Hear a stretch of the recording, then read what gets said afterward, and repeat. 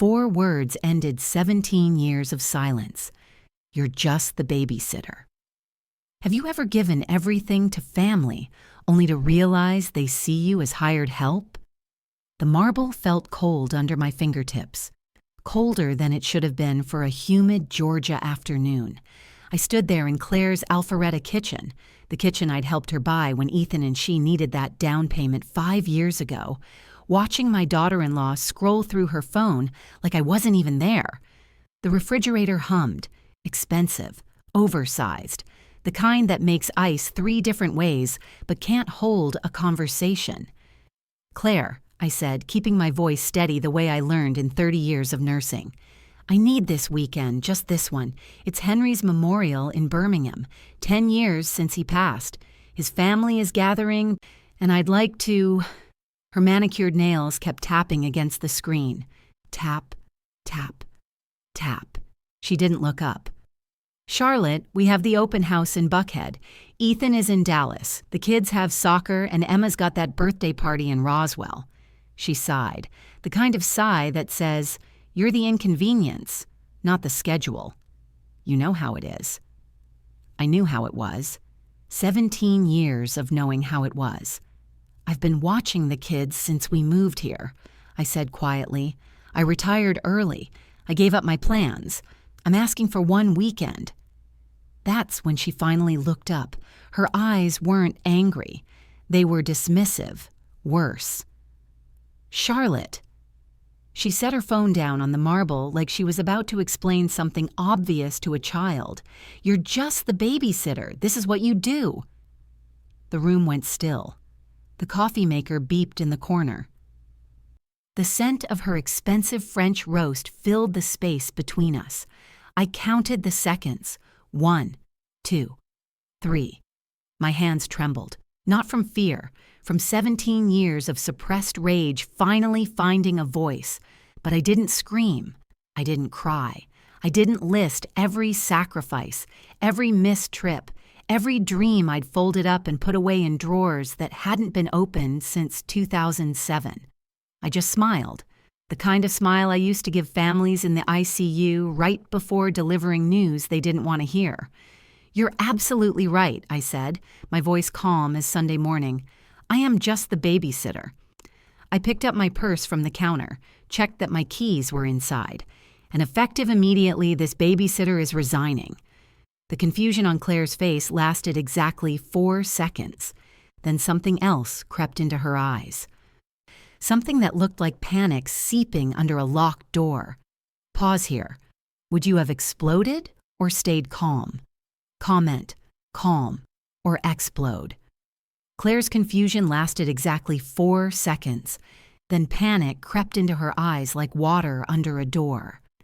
"Wait!" She stood up from the kitchen island, her phone slipping slightly in her hand.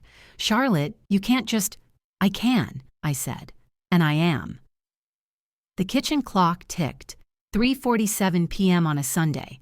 I'd remember that time for the rest of my life. "I've been documenting everything, Claire."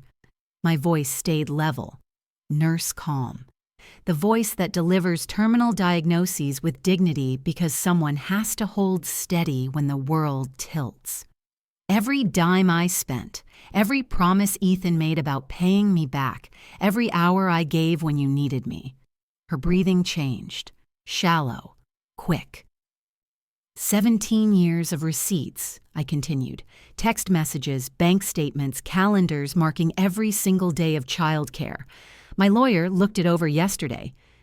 The sunlight streamed through those floor-to-ceiling windows she loved so much, the ones that cost extra. Dust particles floated in the beams, beautiful, expensive, empty.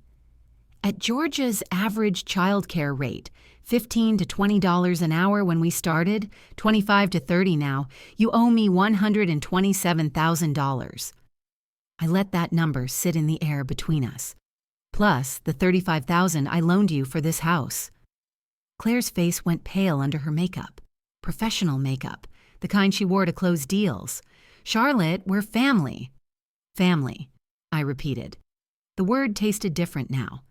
"You just called me the babysitter." Her mouth opened, closed, opened again. You can't sue family. I smiled. The same smile I gave Mr. Patterson in room 404 when he said his liver could handle one more drink. The same smile I gave Mrs. Park when she insisted the chest pain was just indigestion. The smile that comes right before truth arrives. Watch me. The refrigerator hummed louder now.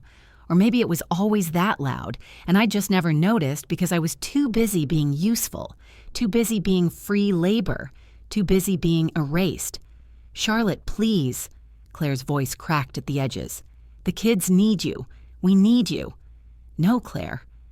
I walked toward the door, past the photos on the wall, the ones I wasn't in, because I was always the one taking the pictures. You needed free labor. My grandchildren will always have my love.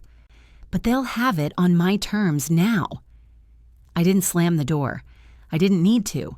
They ignored the signs and kept taking. Subscribe to see what happens when someone finally keeps score. Behind me, I heard Claire's phone hit the marble countertop. Hard enough to crack, maybe. I didn't turn around to check. Ever kept receipts on someone who thought you'd stay silent forever? The phone call that changed everything came 30 minutes before Claire called me, just the babysitter. I almost didn't answer.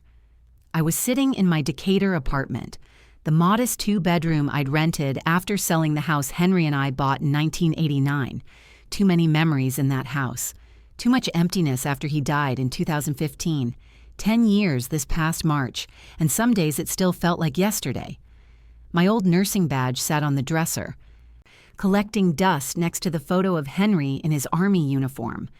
32 years at Grady Memorial Hospital, and I'd walked away from it all in 2007 to help Ethan for a few months when he and Claire moved to Georgia for his job. A few months turned into 17 years. The phone rang. Birmingham area code. I stared at it, considering whether to let it go to voicemail. Charlotte Davis, I answered, formal out of habit. Charlotte, it's Dr. Audrey Evans.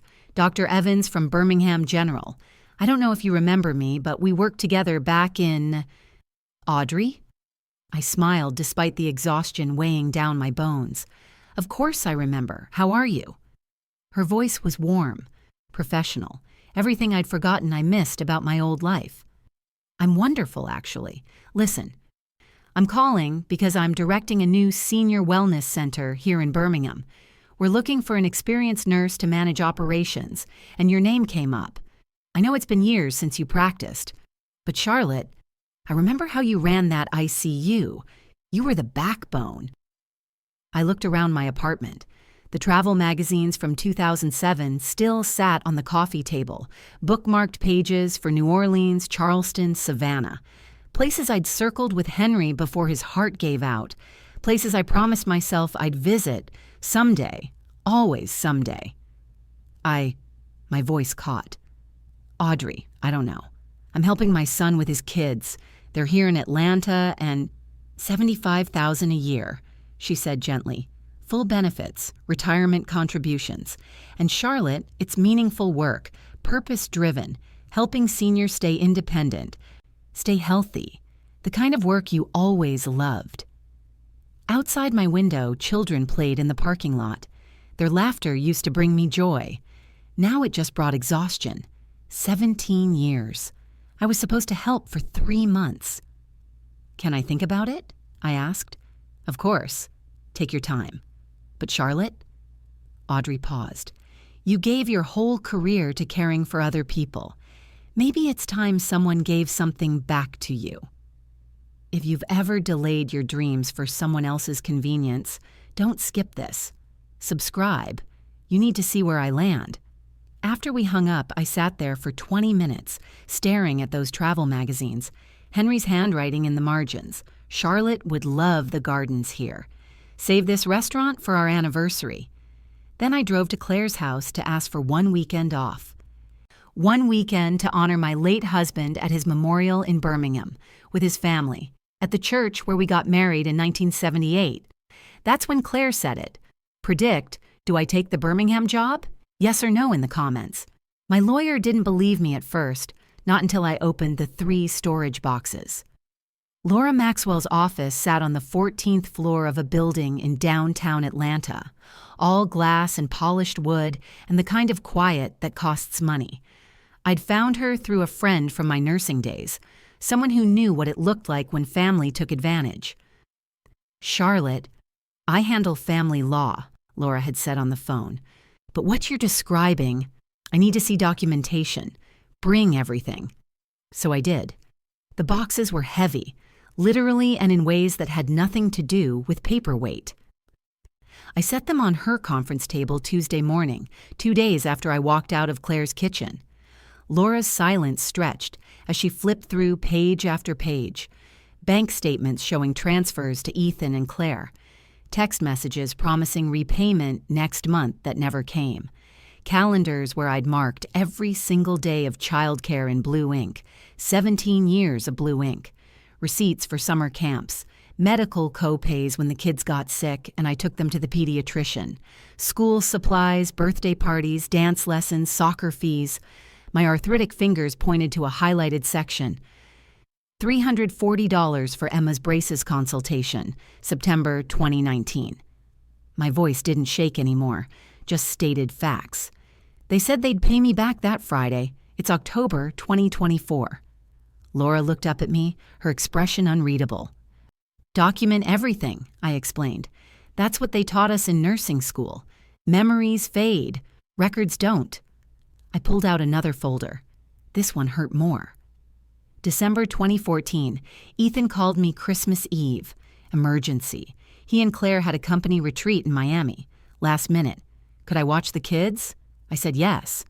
I paused. That was Henry's last Christmas. He died 3 months later. I missed our final holiday together because my son needed me to babysit during a vacation. The smell of old paper and faded ink filled the room. Years of my life, reduced to highlighted numbers and calendars marked in blue. Laura set down the documents and removed her reading glasses. "Charlotte." She folded her hands on the table. "This isn't just a family dispute. This is exploitation. And in Georgia, we can make them pay, legally. One receipt changes everything. If you're not tracking what you give, start now. Subscribe for the accountability lesson." She pulled out a calculator and started adding. Childcare rates in Georgia, adjusted for inflation, 17 years of full-time care, weekdays, weekends, holidays, emergencies, the loans that were never repaid, the expenses that were never reimbursed. $162,000, Laura said finally. "That's conservative. If we calculate overtime and holiday rates, it could be closer to $200,000. I thought about Claire's marble kitchen, the second home in Alpharetta, the luxury cars in their driveway. I thought about my apartment in Decatur, the travel magazines from 2007, the dreams I'd folded up and stored away like these receipts. Can we win? I asked. Laura looked at me with something like respect. "Charlotte, with this documentation, we already have. Would you have kept records or trusted family to remember? Be honest." Emma asked why Grandma wasn't picking her up from school anymore. Claire said, "She's too busy." The truth was sharper. The voicemail came Thursday evening while I was unpacking boxes in my apartment, trying to decide what to keep and what to leave behind when I moved to Birmingham. If I moved, I was still deciding, or lying to myself that I hadn't already decided. "Grandma?" Emma's voice was small, uncertain, 12 years old but sounding younger. "Did we do something wrong? Mom says you don't want to see us anymore. Jacob's asking about you. Lily cried yesterday because you weren't at her ballet recital. Can you call me back? Please?" I sat down on my couch in the dark, clutching my phone like it might disappear if I loosened my grip. The photo wall across from me held 17 years of faces. School pictures, first days of kindergarten, holidays, Emma missing her 2 front teeth, Jacob in his first soccer uniform, Lily covered in cake frosting at her 3rd birthday party. I raised them.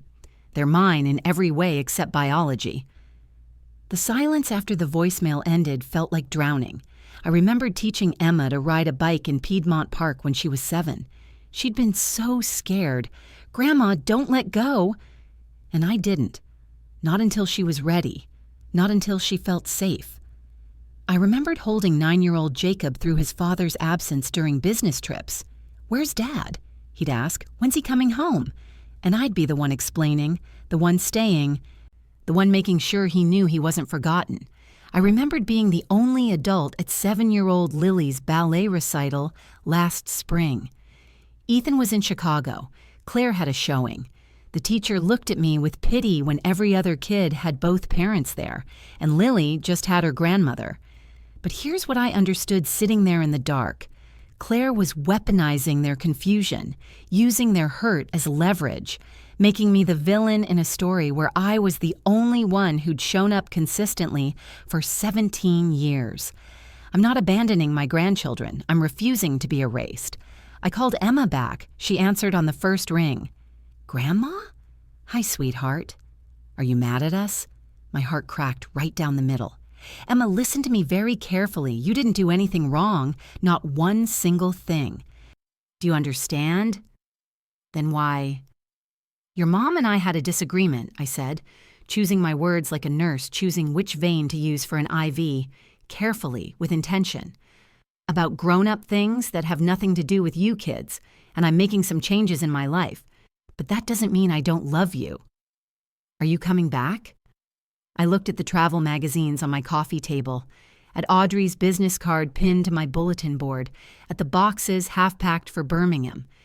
"You're going to see Grandma again, Emma, just differently now." "What does that mean?" "It means I'll visit when I choose. We'll call when we want to. And you'll have a grandmother who models self-respect instead of servitude." She was quiet for a long moment. Then, "Mom said you're being selfish." "Maybe I am," I said. "But sweetheart, sometimes choosing yourself isn't selfish. Sometimes it's survival." Before we hung up, Emma said something that shattered my remaining guilt. "Grandma, I'm proud of you for leaving. I hope I'm that brave someday." How do you explain boundaries to children who don't understand adult betrayal? Ethan finally called on day 6, not to apologize, to negotiate. My coffee had gone cold while I stared at his name on my phone screen. I let it ring 3 times before answering. Old habit from nursing. Never appear too eager when dealing with someone who needs something from you. "Mom." His voice came through tinny, weak. I could hear a hotel TV in the background. Sports Center. Always Sports Center, even when his world was falling apart. "Ethan." "Mom, can we talk about this? Claire says She says you're suing us." I gripped my coffee mug tighter, knuckles going white. Through my apartment window, Atlanta's skyline stretched out distant and cold. I used to think that view meant something. Progress, success, my son making it in the big city. Now it just looked empty. "I'm not suing you, Ethan. I filed a claim for unpaid childcare and loans. There's a difference." "Mom, you're overreacting. Claire didn't mean it like that. She was just stressed, and—" I let the silence hang. A nurse's tactic. Let the patient talk themselves into truth. Give them enough rope and they'll either climb to safety or hang themselves with their own words. "When was the last time you thanked me, Ethan?" "What?" Simple question. When was the last time you thanked me? Name one time in the past 5 years. The Sports Center highlights got louder. He was turning up the volume to avoid answering. "Mom, you know we appreciate—" "That's not what I asked." More silence. Heavier this time. "You were supposed to just understand," he said finally, his voice small, like a child caught in a lie. And there it was, the truth neither of us wanted to say out loud. I raised Ethan alone after his father died when he was 8 years old. Henry Sr., my first Henry, before the one I married later, died of a heart attack in 1989. Left me with a second grader and a mortgage and a nursing job that barely covered both. I worked double shifts, missed parent-teacher conferences, gave up dating, traveling, living, raised Ethan to be a good man, a successful man, and somehow I raised another Davis man who expected women to carry everything while he stayed silent. History repeating itself in different houses, different cities, same story. Ethan, you have 3 children, I said quietly. I only had 1. If someone staying silent made you the target, you know this pain. Subscribe so you catch every truth that follows. The TV clicked off on his end. The silence that followed felt like drowning. Mom, wait! I hung up. My phone rang again immediately. I turned it off and sat in the quiet of my apartment, wondering how I'd raised a son who understood business negotiations better than he understood gratitude. Was Ethan just as guilty as Claire? Vote below. The courier delivered the papers to Claire's office on a Tuesday. She opened them during an open house showing in Roswell. I wasn't there to see it, but Laura called me afterward with details. Apparently, Claire was showing a 4-bedroom colonial to a young couple from Ohio when her assistant knocked on the door with an envelope marked "Urgent Legal Document." The official court stamp sat right there on cream-colored paper. Fulton County Superior Court. Impossible to miss. Impossible to ignore. According to Laura, Claire excused herself to the bathroom. The young couple waited in the living room, admiring the hardwood floors, while Claire locked herself in a stall and read through 17 pages detailing exactly what she owed me. Her hands were shaking when she came out. Laura heard this from the process server, who heard it from Claire's assistant. Small world. Legal circles in Atlanta. The fluorescent office lights must have felt too bright. Everything feels too bright when your comfortable lies get exposed in black and white legal language. The documents laid it out clearly. 17 years of full-time childcare at Georgia's standard rate, adjusted for inflation, started at $15 an hour in 2007, now $30 an hour in 2024. Weekdays, weekends, holidays, emergencies, summer camps paid for, medical appointments, school supplies, plus the $35,000 loan for their house down payment promised to be repaid in 6 months. That was 5 years ago. Total, $162,000. Her assistant knocked on the bathroom door. "Mrs. Davis, your 2 p.m. is here." Claire pulled herself together. She was good at that, at wearing masks, and went back to the showing. But the Ohio couple could tell something was wrong. They didn't make an offer. Meanwhile, I was in Birmingham, walking through my new apartment near Railroad Park with Audrey, discussing which furniture to keep and which to donate. Peaceful, calm, free. Laura texted me. Papers delivered. She got them at work, very public. I didn't smile, didn't celebrate, just acknowledged it and went back to measuring curtains. Claire called Ethan 17 times that afternoon. He finally answered from the Dallas airport between his connecting flights. His first words weren't, "What's wrong?" or "Are you okay?" His first words were, "How much does she want?" Not, "How much do we owe?" Not, "What did we do wrong?" How much does she want? Like I was extorting them. Like 17 years of unpaid labor was a negotiation tactic instead of theft, dressed up as family obligation. Would you settle out of court or take this all the way? Tell me why. My first day in Birmingham started with something I hadn't felt in 17 years, anticipation instead of obligation. I woke up at 7 a.m. because I wanted to, not because someone needed me. Made coffee in my new apartment kitchen. Small, simple, mine. Wore the blue dress I'd bought 5 years ago and never had an occasion to wear because I was always in comfortable clothes, ready to chase after grandchildren.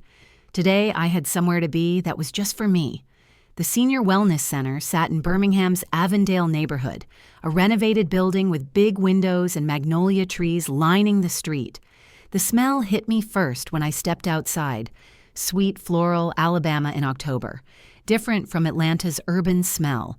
Cleaner somehow. Audrey met me at the entrance, smiling like we hadn't spent 30 years apart. "Ready to change some lives, Director Davis?" Director? Not babysitter, not free labor, not the woman who gave up everything and got called too busy when she needed one weekend for herself. Director. The wellness center glowed with warm sunlight streaming through floor-to-ceiling windows. Seniors sat in clusters, some painting, some doing chair yoga, some just talking and laughing like they had nowhere else to be and nothing else to prove.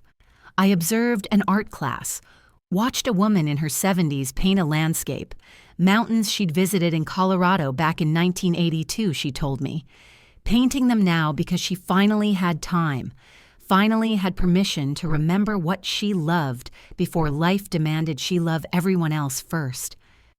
"That'll be you," Audrey whispered, "finding what you set down." I met my team, 3 nurses, 2 social workers, an occupational therapist, young, eager, respectful. They asked about my experience at Grady Memorial, my 32 years in nursing, listened when I spoke, took notes. No one interrupted me to ask if I could pick someone up from school. We toured my new apartment afterward, 1 bedroom near Railroad Park, close enough to walk to work, small but sufficient. Room for me, for my books, for the travel magazines I'd finally start using instead of just circling. I stopped for lunch at a cafe downtown, sat alone with a sandwich and a book, and nobody called. Nobody needed me. Nobody expected me to cut my meal short because Lily had a fever, or Emma forgot her science project, or Claire had a last-minute showing.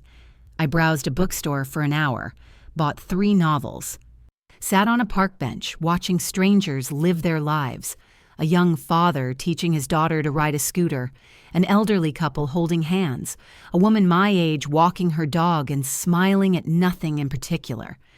I forgot what it feels like to be a person, not just a function. That evening, back in my apartment, I finally unpacked the box I'd been avoiding. Photos of Emma, Jacob, Lily, 17 years of faces looking up at me with trust and love. I didn't cry. I smiled. They were still mine. I was still their grandmother, just differently now, on my terms. Then I sat down and wrote the letter that would change everything. Choosing yourself isn't selfish. Agree or disagree.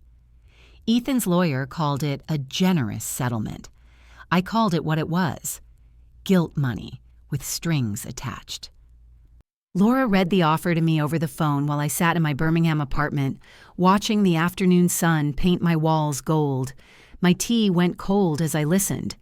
$50,000, Laura said, her skeptical tone doing half my work for me, plus forgiveness of all family debts. In exchange, you drop the claim and resume childcare services on a more formal basis. $500 per week, fixed schedule, weekends excluded unless mutually agreed upon with 48 hours notice. Through my walls, I heard my neighbor practicing piano, Chopin. Gentle and defiant, like the composer knew something about fighting systems that tried to erase you. I laughed, actually laughed out loud. "Charlotte?" Laura asked. 50,000, I said, doing the math out loud the way I used to calculate medication dosages. Quick, precise, unforgiving of errors. That's 31 cents on the dollar for 17 years, and they want me back for $500 a week. I grabbed my calculator just to make sure my mental math was right. 500 divided by 40 hours is $12.50 an hour. They're offering me minimum wage to come back and raise their children while they build wealth on my unpaid labor. Laura stayed quiet. Smart woman. She knew when to let me process. I thought about my new salary, $75,000 a year, benefits, retirement contributions, health insurance, respect, my name on an office door, people who said Director Davis without sarcasm. They're not offering me dignity, I said finally. They're offering me a discount on my own dignity. The piano next door shifted to something slower, more mournful. Chopin understood loss, understood fighting for yourself when the world expected surrender. "What do you want me to tell them?" Laura asked. I took a sip of cold tea, set the cup down, made my decision. Counter with $162,000, full payment up front, no childcare requirements, clean break, They get to stop feeling guilty, and I get to stop subsidizing their lifestyle." Laura hesitated. "Charlotte, they'll never agree to that." "I know," I said. The piano notes drifted through my walls, sad and beautiful and free. "That's the point." Because here's what Ethan and Claire didn't understand. I didn't need their money anymore. I needed them to see the real cost of what they'd taken. I needed the number written down in legal documents they'd have to reject in writing. I needed them to choose their comfort over my worth one more time. Officially, so there'd be no confusion about who walked away from whom. "Send it," I told Laura. "Would you take the $50K and run, or hold out?" "Why?" The letter I wrote wasn't angry. That's what made it devastating. I sat at my small Birmingham dining table with 3 pieces of thick stationery Audrey had given me. Cream-colored, expensive, the kind you use when words need weight. My reading glasses caught the lamplight. Rain started falling outside, soft against the windows, like the sky was giving me privacy for this moment. My jewelry box sat open beside me. The necklace Emma gave me for Christmas 2019 sparkled inside, a small silver heart with "Best Grandma" engraved on the back. She'd saved her allowance for 3 months, told me at dinner that night, proud and shy at the same time. I wore it every day for 2 years. Stopped wearing it the day Claire called me just the babysitter. Not because I stopped loving Emma, because I needed to stop carrying everyone else's version of who I was supposed to be. 3 letters, 1 for each grandchild, to be opened when they turned 18. I started with Emma. "My dearest Emma, you're 18 now or close to it. Old enough to understand what I'm about to tell you. I hope you never have to choose between being loved and being respected. But if you do, choose respect. Love that erases you isn't love. It's need wearing love's face." The scratch of pen on paper felt sacred, permanent, true in a way that text messages and phone calls could never be. Your mother told me I was just the babysitter in October 2024. You were 12. You called me crying, asking what you'd done wrong. You hadn't done anything wrong, sweetheart. But I had. I had stayed quiet too long. I had accepted less than I deserved because I was afraid of being called selfish. I was afraid you'd think I didn't love you if I loved myself, too. You'll forget this moment by tomorrow unless you lock it in. Subscribe so these lessons stay with you. For Jacob, I wrote about strength that doesn't require silence, about men who help instead of just watching women carry everything, about his grandfather Henry, who cooked dinner and changed diapers and never once called it babysitting his own kids. For Lily, I wrote about worth, about knowing your value before someone tries to negotiate it down, about the difference between sacrifice and erasure. I didn't vilify their parents, didn't need to, just told the truth, what happened, what I learned, what I hoped they'd carry forward into their own lives. The rain picked up outside. I sealed each letter carefully, addressed them in my nursing handwriting, clear, precise, the kind that saves lives when doctors need to read medication orders quickly. I gave them to Audrey the next morning with specific instructions. Hold them until Emma turns 18 in 2030, Jacob in 2032, Lily in 2034. She could mail them or hand-deliver them, whichever felt right when the time came. "You sure about this?" Audrey asked, holding the sealed envelopes like they were made of glass. "I'm sure they deserve to know the truth," I said, "even if it takes years for them to be ready to hear it." That evening, Emma called me directly for the first time. Claire didn't know. She'd borrowed a friend's phone during lunch at her Decatur middle school. The first thing Emma said, "Grandma, are you ever coming back?" What would you tell a child who doesn't understand why you had to choose yourself? 12-year-olds know more than parents think. Emma's first question proved it. "Did Mom say something mean to you?" I was standing in my Birmingham apartment when she called, afternoon sun warming the hardwood floors. Behind her voice, I heard the chaos of a school cafeteria. Trays clattering, voices overlapping, the particular noise of middle school lunch periods that I'd heard 1,000 times, picking her up early for doctor's appointments. But this time, she'd borrowed a friend's phone. Claire didn't know about this call. My hand covered my mouth to keep from crying. "Grandma?" Emma's voice came clearer now, like she'd moved somewhere quieter. "Are you there?" "I'm here." "Sweetheart, Mom keeps saying you abandoned us, but that doesn't make sense." Emma's voice held something I'd never heard before, not confusion, but calculation. She'd been listening, watching, putting together pieces from conversations she wasn't supposed to hear. "You were always there. You were the one who showed up. So why does Mom keep saying you left us when it was her words that made you go?" Smart girl. Too smart for her own good sometimes. "Emma, what did you hear?" "I was upstairs when you came over that Sunday. I heard her call you just the babysitter. I heard you leave." A pause. "Mom told us you were too busy for us now, but Grandma, you asked for one weekend. One. For Grandpa Henry's memorial. That's not being too busy, that's having a life. They ignored your pain until you spoke up. If that's your story too, subscribe. Someone needs to witness what comes next." I sat down on my couch, legs suddenly weak. "Why does Mom keep saying you abandoned us when you were the one always there?" Emma asked. The cafeteria noise grew louder behind her, lunch period ending soon. "Sometimes adults forget to say thank you until it's too late," I said carefully, choosing words like I used to choose which IV site would hurt least. "And sometimes the person who gives everything has to stop before there's nothing left." Long silence. I could hear Emma breathing, thinking. "That's not fair to you," she said finally. "No," I agreed. "It wasn't." "Are you coming back?" "I'm in Birmingham now, sweetheart. I have a job here, a life here, but that doesn't mean I stopped being your grandmother." "What does that mean?" "It means I love you exactly the same. I just love myself too now." And those two things can be true together. The bell rang in the background. Emma had to go. "Grandma, wait, I just want to say—" Her voice cracked slightly. 12 years old and already learning the weight of adult truths. "I'm proud of you for leaving. I hope I'm that brave someday." My remaining guilt shattered right there on my Birmingham floor. "You're already brave, Emma. You called me, didn't you?"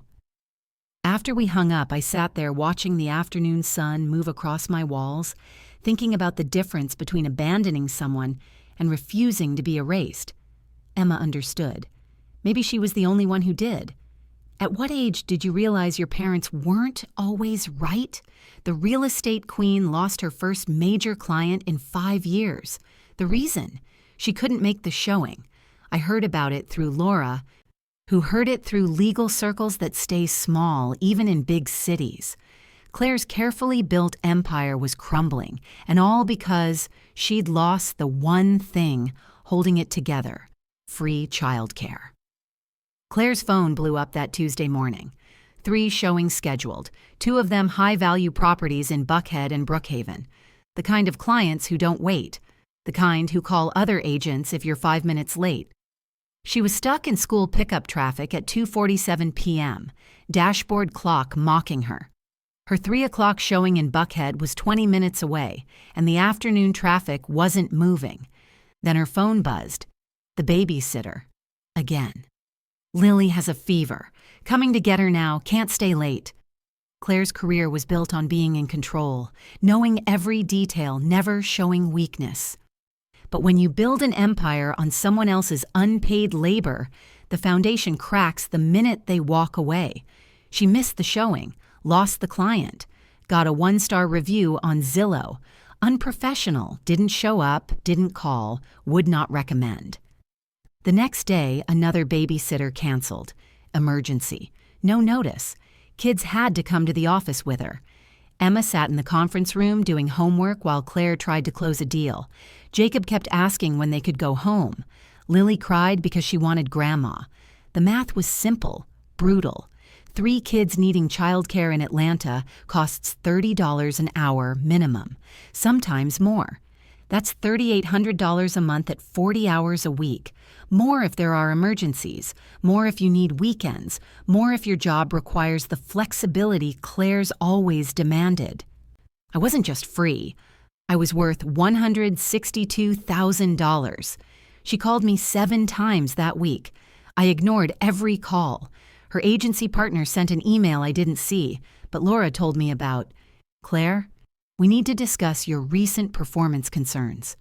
Ethan was useless, still traveling, still prioritizing work over the family that needed him, still expecting someone else to handle everything while he collected his paycheck and his praise. Their marriage started fracturing, not dramatically, just slowly, like ice cracking under weight it was never meant to hold. Ethan came home early from Dallas on Thursday, not to help with the kids, not to take over carpool or cook dinner or handle the life they'd built. He came home to suggest they ask his mother to reconsider. Claire threw a wine glass at the wall. I heard the crash over the phone. Emma called me right after, whispering from her bedroom, asking if she could come live with me in Birmingham. I told her not yet, told her to stay strong, told her this wasn't her fault. But my heart broke knowing my grandchildren were watching their parents' house of cards collapse because the foundation they'd ignored finally walked away. Is this justice or just sad? Tell me what you see. Ethan drove to Birmingham without telling Claire. He showed up at my wellness center on a Thursday afternoon looking 10 years older. I was in my office reviewing resident care plans when reception called. Charlotte, there's a Ethan Davis here to see you. Says he's your son. My first instinct was to say I was busy, but nursing taught me something important. You can't heal what you won't face. Send him to my office. He walked in wearing a wrinkled shirt. Ethan, who ironed everything including his gym clothes. Ethan, who never left the house without looking like a corporate success story. Now he looked like a man who'd stopped sleeping. His eyes were red-rimmed. From lack of sleep or crying, I couldn't tell. Maybe both. The wellness center lobby was busy with seniors heading to afternoon activities, and several looked at him curiously as he passed. I didn't stand up, didn't hug him. Just gestured to the chair across from my desk. Mom. His voice cracked. I kept my breathing steady, centered, the way I used to stay calm when a patient's vitals crashed and everyone else panicked. I came to apologize. He sat down like sitting hurt. Not to negotiate, not to ask you to come back. Just to say I'm sorry. This single moment defines whether change is real. If you're not following yet, say why below. I read everything. I told myself you were happy to help. Ethan continued, words tumbling out like he'd rehearsed them 100 times on the drive over. I knew you weren't. I just needed you to be. So I told myself the lie until I believed it. The seniors walking past my office door laughed about something. Life happening around us while we sat in the wreckage of 17 years. I let Claire say whatever she wanted because it was easier than standing up for you. I took your money and your time and your whole life. And I never once said thank you because saying thank you would mean admitting what I was taking. His hands shook in his lap. I failed you as a son, Mom. I see that now. Too late. But I see it. I forgive you, Ethan. He looked up, surprised. But forgiveness doesn't mean reset, I continued, keeping my voice measured, firm. It means I release my anger. It doesn't mean I forget what I learned. I'm not asking. You can be my son, and I can love you, I interrupted. But I won't be your convenience anymore. Not yours, not Claire's. Not anyone's. We sat in silence. Down the hall, someone played piano, one of our residents who taught lessons every Thursday. The notes drifted into my office, filling the space between what was said and what couldn't be unsaid. The kids miss you, Ethan said quietly. I miss them too, but they'll see me on my terms now. When I choose, how I choose. Before he left, Ethan handed me an envelope. From Claire, he said. She asked me to give this to you. I didn't open it until his car pulled away from the parking lot. Would you forgive your child for 17 years of taking you for granted? The letter wasn't an apology. It was an accounting. I sat on my Birmingham balcony at sunset, expensive stationery heavy in my hands. Claire's handwriting covered the pages. Usually perfect and controlled, now shaky in places like her hand had trembled while writing. The evening air smelled different from Atlanta. Cleaner somehow, less crowded. Charlotte, I don't expect you to read this. I don't expect anything from you anymore. I realize now that's all I ever did. Expect, take, assume. You weren't just the babysitter. You were the mother they had when I was building a career instead of a family. You were the one who stayed up with fevers, who knew which songs calmed Lily, who remembered Emma's science project deadlines and Jacob's fear of thunderstorms. My tears fell despite myself. I told myself I was done crying over this family. I wanted to believe you did it out of love, not obligation, because that meant I hadn't stolen your life. But I did steal your life, Charlotte. I took 17 years and called it help. I took your retirement and called it family. I took everything you were willing to give and then blamed you when you finally said no. The sunset painted the sky orange and pink. Beautiful, quiet, mine. I've been trying to replace you for 6 weeks now. I've hired 4 different babysitters. None of them last. They don't know the kids like you did. They don't love them like you did. They want to be paid fairly for their time. That sentence made me sit down when I wrote it, because it meant you weren't paid fairly, not once in 17 years.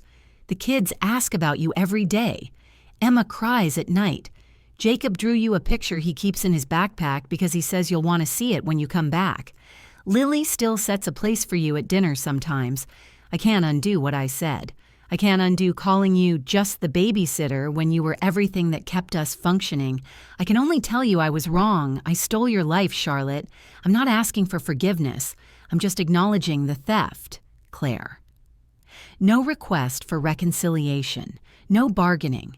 Just truth, finally, when it was too late to matter. The letter ended with 7 words that almost changed my mind. The children ask about you every day. Almost. But then I thought about Emma's call. Her proud voice saying, I hope I'm that brave someday. I thought about my office with my name on the door. My trips to New Orleans and Charleston finally taken. My life, lived on my terms. I folded the letter carefully and placed it in my desk drawer. Acknowledgement is good, but it doesn't erase 17 years of erasure.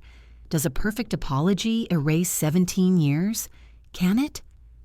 My first Christmas in Birmingham felt like breathing after years underwater. December 2025. 6 months since I walked out of Claire's marble kitchen and into my own life. 6 months of learning what it meant to be Charlotte Davis again, not just Ethan's mom or the grandchildren's babysitter. My small apartment smelled like pecan pie. My recipe, not Claire's requested pumpkin that nobody really liked. My Christmas tree stood in the corner, decorated with white lights and ornaments I'd chosen myself. Simple. Beautiful. Mine. Snow fell outside my window, rare for Birmingham but perfect for this moment. The kind of Christmas morning you see in movies and think doesn't exist in real life. My phone rang at 9 a.m. FaceTime from Emma. I answered, and 3 faces filled my screen.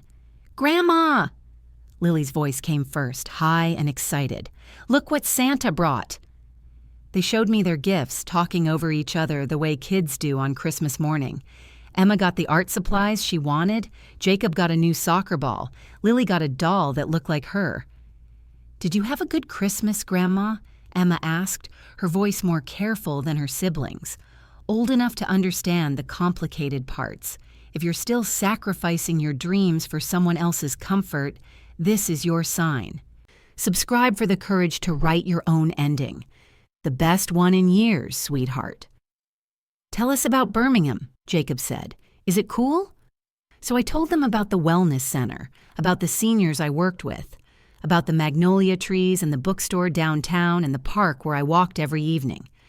I told them about New Orleans, the jazz, the beignets, the street artists in Jackson Square, about Charleston's Rainbow Row and the beaches I'd finally seen, about the life I was building one choice at a time.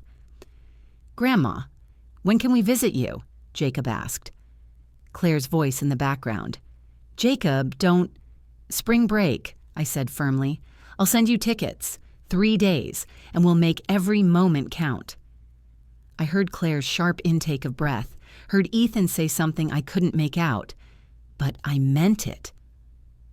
My grandchildren were still mine. I just wasn't theirs to command anymore. After we hung up, I sat with my pecan pie and coffee watching the snow fall. That evening, I pulled out the travel magazines from 2007, the ones with Henry's handwriting in the margins.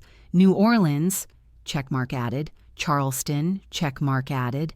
Savannah, still circled, still waiting. I opened my laptop, found flights for February, a small bed and breakfast near Forsyth Park, 3 days of walking cobblestone streets and eating at restaurants I'd choose, and living a life I'd postponed for 17 years. I booked it without hesitating. Then I smiled. Not the smile of victory. I'd learned this wasn't about winning. It was about remembering.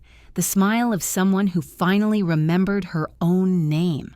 Someone who chose dignity over convenience. Who chose respect over being needed. Who chose herself without apology. Ethan texted later that night, "Thank you for talking to the kids. It meant everything to them." I wrote back, "It meant everything to me, too." We'd never go back to what we were. But maybe, slowly, we could build something better. Something where love didn't require erasure. Where family didn't mean sacrifice without gratitude. Where I could be a grandmother without being free labor. Maybe. But whether they came with me or not, I was done waiting for permission to live my own life. Drop the one line from this story you'll carry with you.